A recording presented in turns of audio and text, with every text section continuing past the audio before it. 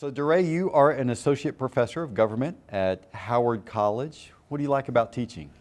Teaching is very exciting for me because I get to interact with students. You get to kind of share your experiences with them, but also just the different personalities that you interact with. You're pretty new to teaching. Is there anything about teaching that has surprised you? Really just the, I guess the amount of enthusiasm within the students that have surprised me. You know, most kids you wouldn't think would be that interested in just kind of learning, but I've got some really great students that are surprised me. Yeah, really surprised me sometimes just because of their thirst for knowledge. What's the biggest challenge to teaching, specifically when you're a new teacher in a college setting? For me, the biggest challenge is not talking so much. I tend to talk a lot. I like to lecture, and so this semester I've taken a different approach, try to step back and get the students more involved so that they're actually thinking for themselves, thinking outside the box. So like I tell them, I'm gonna shut up and let y'all learn. You teach not only at Howard College, but you teach some dual credit classes at Lakeview High School. What's the difference between teaching sort of a college student versus a kid who's still in high school, but obviously smart enough to take college classes? Well, you know, it's really interesting how that 1 year makes a difference. You wouldn't really think it would, but it does. Students right after graduation just tend to grow up a little more, it seems like. Once when they set foot into that college classroom, I mean, their attitudes change, their behaviors change, and I think they understand that I'm not in high school anymore. The rules are a lot different here. Now, when I read your nomination form for 20 Under 40, I found this interesting. You're also a coach in the first year college experience course at Howard College. Talk a little bit about what that course is and what it seeks to do. The course is called LEADS, and the LEADS course is really designed to help first year college students be successful.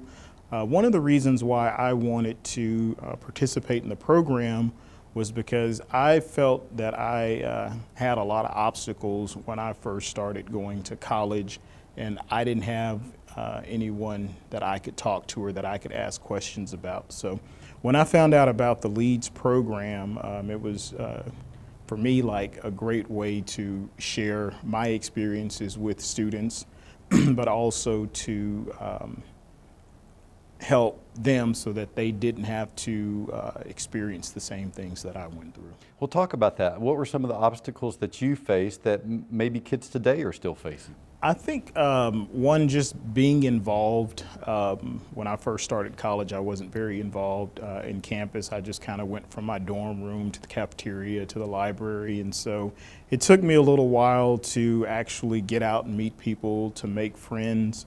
Also just being successful in the classroom. You know, I don't think anyone really teaches you how to study for college, and so I learned the hard way.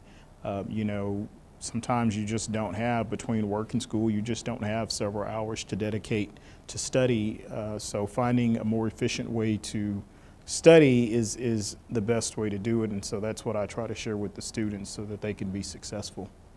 You're also involved with a group known as Community Reinvesting in Educational Opportunities, and that helps provide resources for local high school and college students. Tell us what this organization, CREO, does and how it's impacted student lives. Well, CREO is made up of, we've got representatives from SAISD, Howard College, Angelo State University, and then we've got some other leaders in the community. And so what CREO is really designed to do is to just provide opportunities for students that otherwise wouldn't have them. And in the spring, I'm sorry, we held a banquet where we raised scholarships for students. So we try to work with them and provide them with resources to get them to college. So as I mentioned, you teach government at Howard College, which is appropriate because prior to joining Howard College, you worked for government. You were an employee of the City of San Angelo as the director of the Metropolitan Planning Organization, which I don't know that a lot of people know who and what the MPO is and does. So talk about what that operation does and why it's important both to San Angelo and the region. The MPO was kind of the transportation planning component for San Angelo. So what it did was brought together the major transportation stakeholders in the city, and it was important because it provided an opportunity for the major players to get together and to brainstorm and to develop a plan for how to move San Angelo's transportation system forward. And what were some of the challenges that were involved with trying to move that transportation system forward? The biggest challenge was finding funding. Funding was always an issue for the different projects. Another challenge that we faced was once when we found the funding, where was the best place to spend the money? I mean, you have several locations in San Angelo that don't have the same opportunities as other areas, and so trying to find funding, but also get the community to spend that funding in those areas was a hard part. So during your time there, did you see transportation options improve in San Angelo, where there were more opportunities for people to either bike or walk or better road system? I think the walking, the biking, I think it was moving that direction. There were some improvements that were certainly made, and a lot more improvements that are happening today. But I believe trying to just get San Angelo to get behind the idea of abandoning cars and jumping on bikes or walking was something that was new, but you saw a lot more cities going toward that. So that's a long-term culture change, I suppose. Long-term, exactly. Culture change, absolutely. Away from work, now you've been very involved in the community. You were a Big Brother, Big Sister, Big Brother for 10 years, and you won the regional Big Brother of the Year in 2013. Why was that a meaningful experience for you? The program was I think, really a necessity for San Angelo because it provided younger individuals an opportunity to kind of, make have a mentor at least, and have somebody to talk to. And so for me, when I had won that award, I think that the brother that I was paired with, I believe we were paired for a year, and so it was just amazing to see this guy come out of his shell. He was in trouble, had been, involved with the law a few times, but just to kind of see him change his life and go on to do something better was phenomenal. And so I learned a lot from him. I know he learned from me, but it was just great to know that you played a role in helping somebody improve their life. Why do you think that involvement of a mentor, just a few hours a week, why do you think that makes such a huge difference in a kid's life like that? Just because it gives them an opportunity to see what's available to them. What's funny about that question is I think everybody should have a mentor, no matter what age you are. I think everybody needs somebody that they can talk to, somebody that will give them an honest opinion, and somebody that'll kind of help them think long term. Not everybody has that.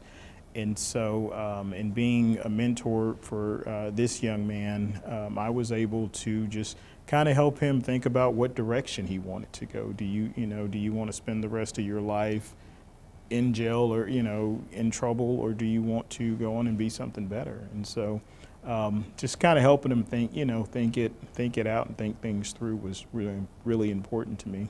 So now you've sort of opened the door for this question. Who do you look to for mentoring?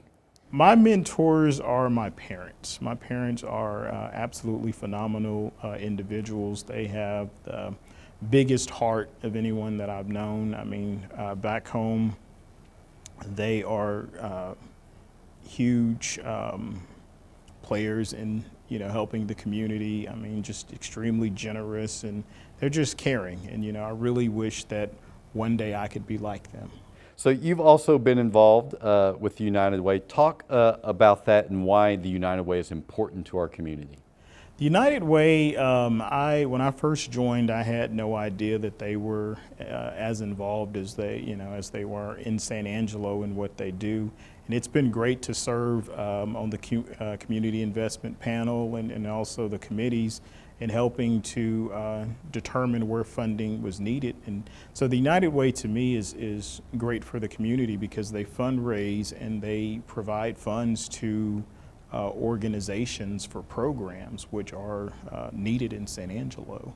And I mean, I love being a part of it. And it's a really efficient way of giving because you give one gift and then it benefits 20 different nonprofit programs. Absolutely. You're also involved with young professionals of San Angelo. Why is it important, you think, for young professionals to band together, to network, and to support one another?